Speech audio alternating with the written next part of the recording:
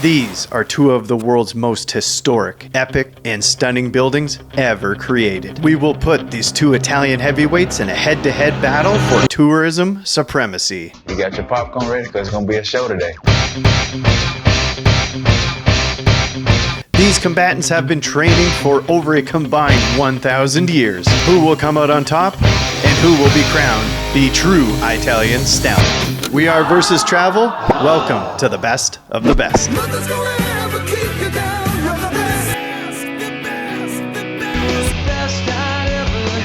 You're simply the best of the world.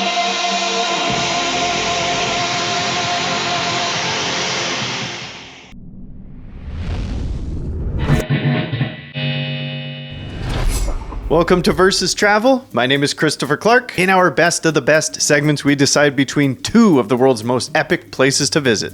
The criteria we follow is based on three things: the excitement generated by the surrounding area and all of the awesome stuff you'll see along the way. We'll find a place to eat and have some local traditional food. And of course, the full experience of visiting these iconic landmarks. In the end, we're going to total up all of those factors and let you know which one we've decided is the best. That's our track, that's our train. Let's go to Venice. We are now approaching Venezia Santa Lucia, final stop of the train. Dreamed of this for 20 years. It's officially official.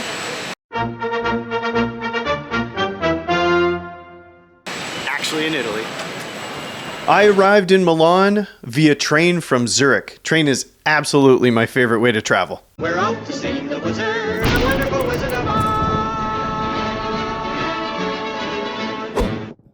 In this video, unfortunately, we are not going to have the time to explain the epic places that I'm walking by throughout Milan to get to where we're going, but we are going to stop in one of the amazing places you'll see on the way to the Duomo, and it is the Arcade. Opening in the year 1877, the Arcade celebrates Milan's cultural heritage, luxury boutiques, and the stunningly beautiful 19th century architecture. If you are superstitious, or even just a little stitious, try spinning on your heel on top of the balls of the bull, as seen here. This folklore tradition tells that completing 3 spins on the balls of the bull will bring you good fortune and fertility. That's going to wrap it up for the Arcade. Let's find out what we're going to see on the way to St.Marks Basilica in Venice. And I'm loose, heading to St.Marks Square. There's no cars here, no roads, just pathways. Yeah, it's great to not have to walk super far to go see all the awesome stuff. Because I'm on the far end, where the train station is, then Marks is on the other end, so only 20 minutes. Venice is an incredible maze of fantastic architecture, shops, people, the canals.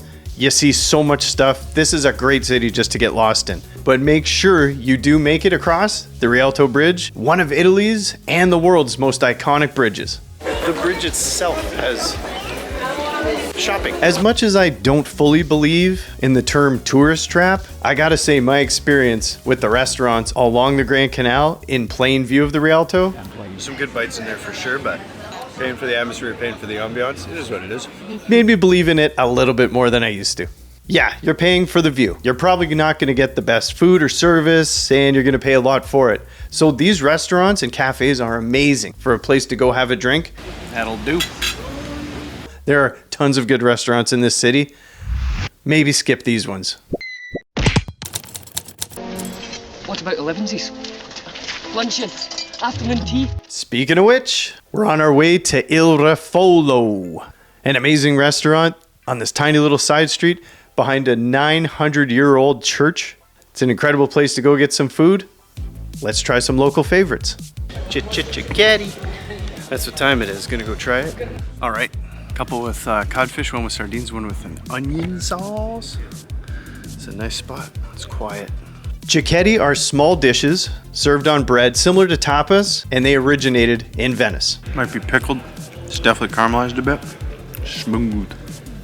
I think the cod's the best of the 3 I've had. They have lots of different options. Come here for sure. So good. I love you, Italy. Venice is really well known for its seafood. You're going to get a bunch of different options. They're not big, so try a bunch of different ones. Of the 3 I tried, my favorite was the whipped cod. Back in Milan, we're heading to a place that is really famous. All right, heading to a place called Luini for this deep fried pizza, just around the corner, apparently from the arcade in the Duomo. Made it! Here it is. Luini. Now check out the lineup on each side.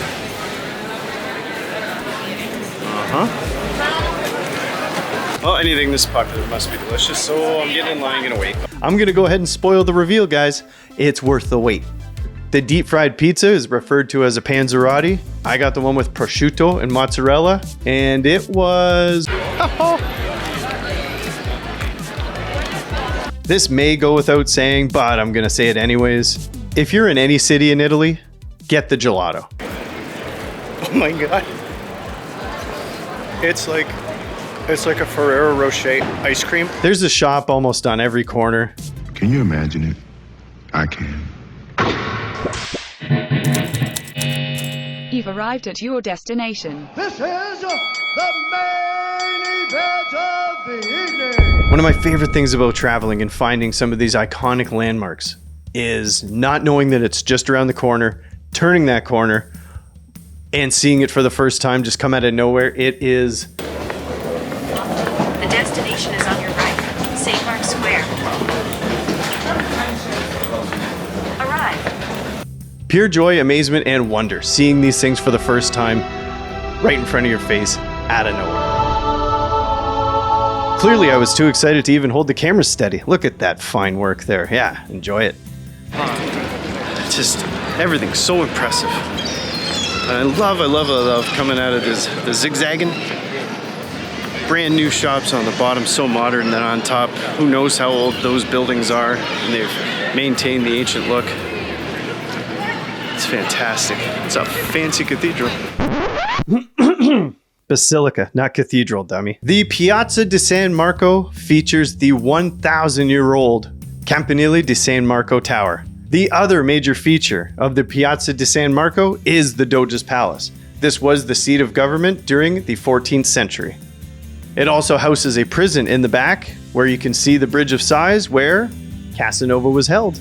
The impressive square features Byzantine, Renaissance, and Gothic architectural styles.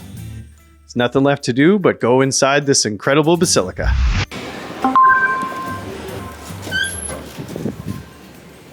She's a doozy. It's nice. Just massive, unique. Just don't get tired of coming to these places. There's just so much detail, so much effort, so much beauty, so much history. It's amazing.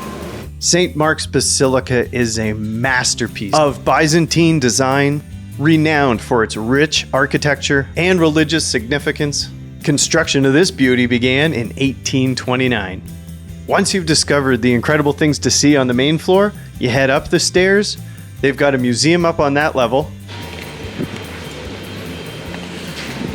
Oh yeah. And they let you walk on balcony roof. I don't know what this is. Pretty sweet.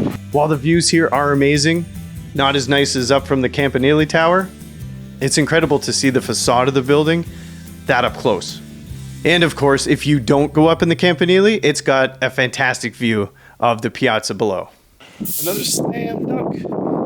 These places are fantastic. Back to Milan.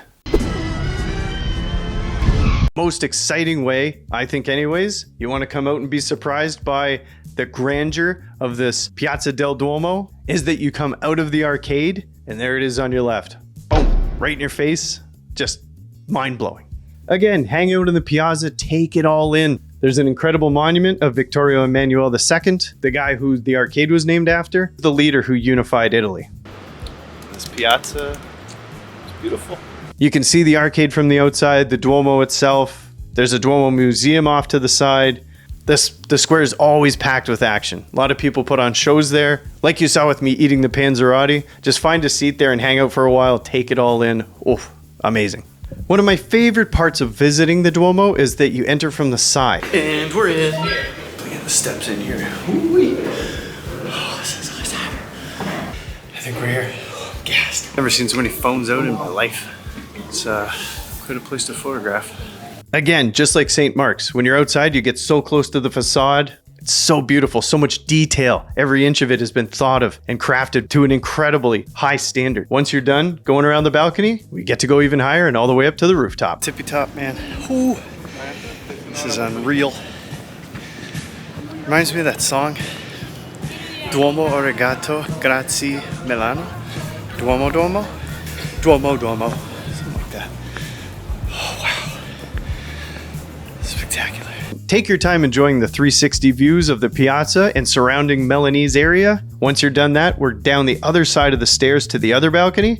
And then we're heading down another set of stairs to the cathedral itself. All right, on the way down, I'm gonna look at the stairs if you don't mind, so don't bail. It's not like you could go too far. It's a corner every 3 steps, but.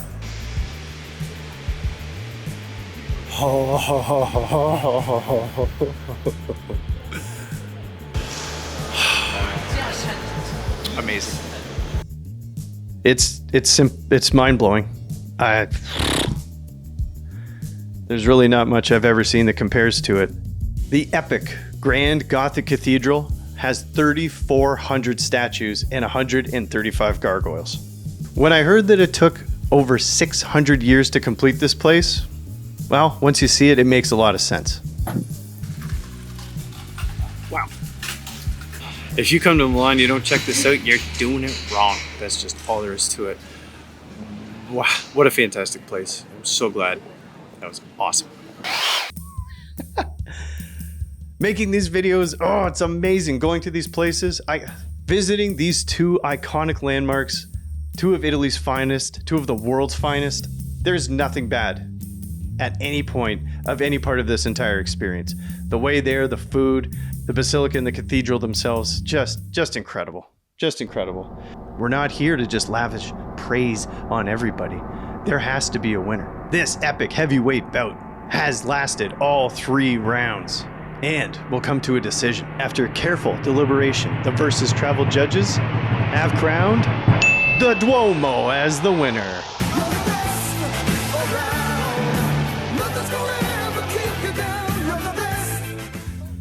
You might have been able to tell, like, the moment that I walked into the cathedral itself, down the stairs after being on the roof and the balcony at the Duomo, very few things have ever blown my mind like that, taken my breath away.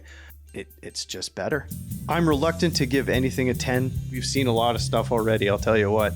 The Colosseum, Chichen Itza, when it comes to places that are historic and as epic as this place. But I feel very confident in giving this 9. Wow and Wilson's. 9 times. The fact is, both of these cities have so many unique aspects. They're beautiful, they're clean, the food's great, there's a ton of stuff to see. You can't go wrong. You cannot go wrong at all visiting either place. But if you could only choose one, if you only had time or the capacity to do one or the other, it's going to be the Duomo in Milan. The entire experience is going to cost you less than $50. Really, when it came down to choosing the Duomo as the winner, the walk along the way kind of tied the food both equally as delicious and unique and amazing. It really came down to the landmark itself. The cathedral is just better than the Basilica. It's simply just all there is to it. We've been to a lot of places on this channel so far and seen a lot of things. The Duomo in Milan is very close to the top of the list. For the episodes on this channel, there are no losers, but there's definitely a winner. And there's also me. We've got so many videos coming up where we VS.Travel together. Give us a subscribe so you don't miss out on the upcoming VS.Travel battles. And you can continue the fun by clicking on this button.